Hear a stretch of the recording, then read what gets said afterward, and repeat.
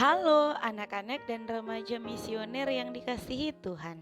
Berjumpa lagi dengan Kakak Nancy dalam Do Re Mi, doa dan renungan misioner sekami Paroki Santo Petrus dan Paulus Argapura, Keuskupan Jayapura. Hari ini Kamis 1 Desember 2022, masih dalam pekan Advent yang pertama. Bagaimana kabar adik-adik hari ini? Semoga semuanya dalam keadaan sehat dan selalu bersuka cita ya. Nah, pada hari ini kita akan mendengarkan bacaan mengenai dua macam dasar yang diambil dari Injil Matius pasal 7 ayat 21 dilanjutkan ayat 24 sampai dengan 27. Dalam nama Bapa dan Putra dan Roh Kudus, amin. Kita berdoa. Bapa segala kuasa, berilah kami hati yang teguh untuk percaya dan berharap kepadamu di tengah-tengah kehidupan kami. Karena kasih setiamu yang selalu ada bagi kami di dalam kelemahan dan kerapuhan jiwa kami. Kami bersyukur atas hari yang baru ini yang masih boleh kami nikmati dalam berkat-Mu. Demi Yesus Kristus Putramu, kini dan sepanjang segala masa.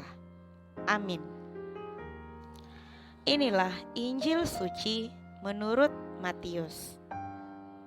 Pada suatu ketika, Yesus bersabda kepada murid-muridnya, "Bukan setiap orang yang berseru kepadaku, 'Tuhan, Tuhan,' akan masuk kerajaan surga, melainkan dia yang melakukan kehendak Bapa-Ku di surga. Semua orang yang mendengar perkataanku dan melakukannya, ia sama dengan orang bijaksana yang membangun rumahnya di atas batu. Kemudian turunlah hujan dan datanglah banjir, lalu angin melanda rumah itu. Tetapi rumah itu tidak roboh sebab dibangun di atas batu. Tetapi setiap orang yang mendengar perkataanku dan tidak melakukannya, ia sama dengan orang bodoh yang membangun rumahnya di atas pasir. Kemudian turunlah hujan dan datanglah banjir, lalu angin melanda rumah itu. Maka robohlah rumah itu dan hebatlah kerusakannya." Demikianlah sabda Tuhan.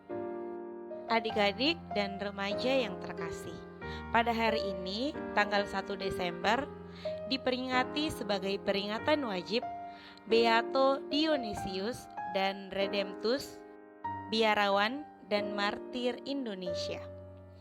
Dionysius lahir di kota Honfleur, Prancis pada tanggal 12 Desember 1600. Pierre sendiri semenjak kecil telah mengikuti ayahnya mengarungi lautan luas.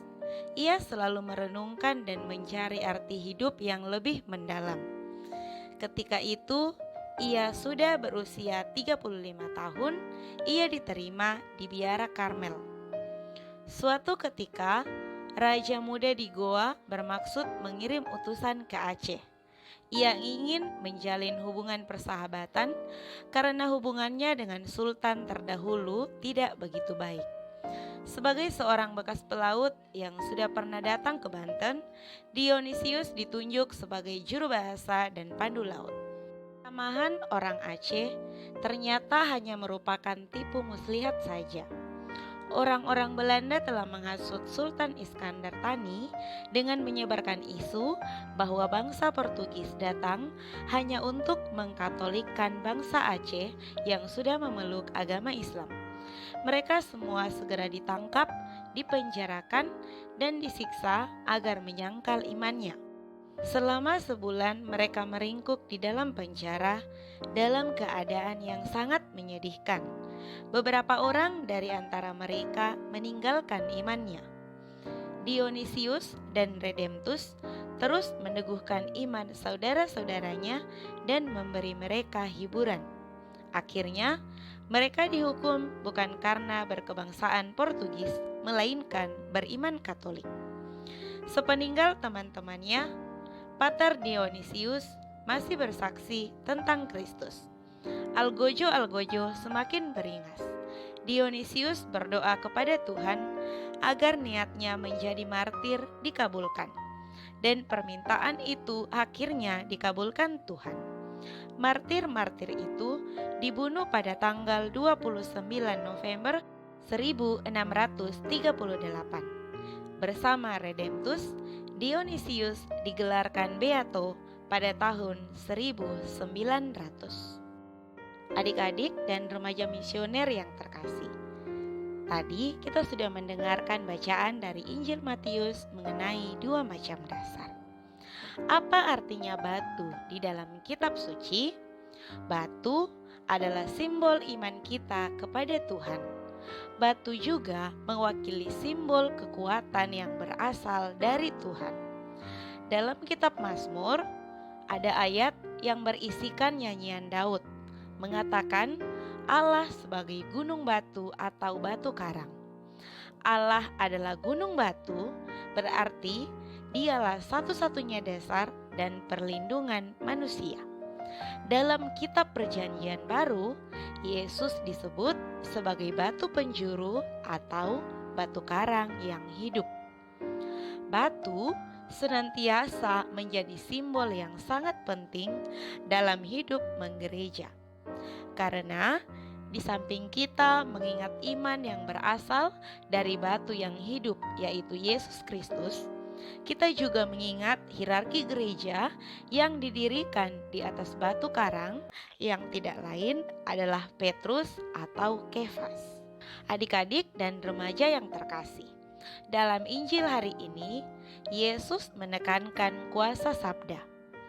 Orang-orang yang setia pada Sang Sabda akan melakukan kehendak Bapa di dalam surga. Jadi, bukan orang yang hanya tahu berteriak minta tolong kepada Tuhan, tetapi orang yang sungguh-sungguh melakukan kehendak Allah di dalam surga. Kemampuan mendengar sabda dan melakukannya adalah suatu kebijaksanaan. Bagi Yesus, mereka adalah seperti orang yang membangun rumah di atas batu. Meskipun banyak kesulitan, namun mereka tidak akan menyerah karena dasar pijakan mereka adalah Tuhan sendiri. Sebaliknya, jika rumah itu dibangun di atas pasir, maka sekecil apapun kesulitan yang datang, maka akan mudah menyerah karena tidak mempunyai dasar pijakan yang kuat.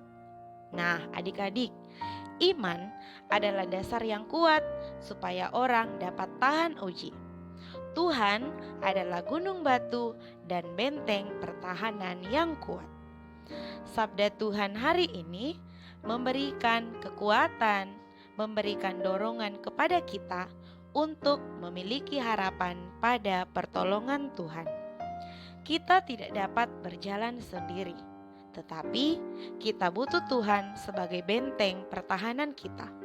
Maka ketika mara bahaya datang, kita memiliki tempat perlindungan yang nyaman, yaitu Allah. Apakah kita selalu bersyukur karena memiliki Allah yang kuat dan perkasa? Beato Dionysius dan Redemptus telah membuktikan iman mereka ketika mereka tak gentar menghadapi kematian dan menjadi martir Indonesia. Apakah iman kita dibangun di atas batu atau di atas pasir?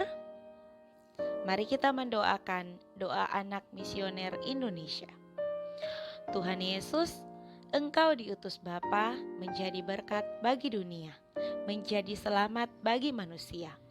Utuslah kami anak-anak-Mu di Indonesia untuk menjadi sahabat yang kuat bagi yang lemah, sahabat yang rela berkorban bagi yang menderita payah, sahabat penghibur bagi yang sakit dan gelisah. Tuhan Yesus, kami pun ingin menjadi utusan-utusan kecil-Mu, teman setia bagi yang tersingkir terlantarkan, teman bicara bagi yang kesepian terlupakan, sobat yang gembira bagi yang sedih dan susah, sobat penuh penghargaan bagi yang tak dicintai. Tuhan Yesus, utuslah kami kini dengan bantuan Roh Kudus-Mu, menjadi garam dan ragi yang baik, menjadi terang dan obat yang cemerlang, membawa kegembiraan dan pengharapan. Tuhan Yesus, kuduskanlah badanku dan sucikanlah jiwaku. Kupersembahkan diriku padamu hari ini. Berkatilah semua anak dimanapun juga. Berkatilah semua orang yang kami jumpai, siapapun juga. Amin. Bapa kami yang ada di surga, dimuliakanlah namamu, datanglah kerajaanmu, jadilah kehendakmu di atas bumi seperti di dalam surga. Berilah kami rezeki pada hari ini, dan ampunilah kesalahan kami, seperti kami pun mengampuni yang bersalah kepada kami. Dan janganlah masukkan kami ke dalam pencobaan, tetapi bebaskanlah kami dari yang jahat. Amin. Salam Maria, penuh rahmat, Tuhan sertamu. Terpujilah engkau di antara wanita, dan terpujilah buah tubuhmu Yesus. Santa Maria, Bunda Allah, doakanlah kami yang berdosa ini, sekarang dan waktu kami mati. Amin. Kemuliaan kepada Bapa dan Putra dan Roh Kudus, seperti pada permulaan, sekarang, selalu, dan sepanjang segala abad. Amin. Dalam nama Bapa dan Putra dan Roh Kudus. Amin. Adik-adik yang terkasih, sampai di sini perjumpaan kita hari ini. Tuhan Yesus memberkati.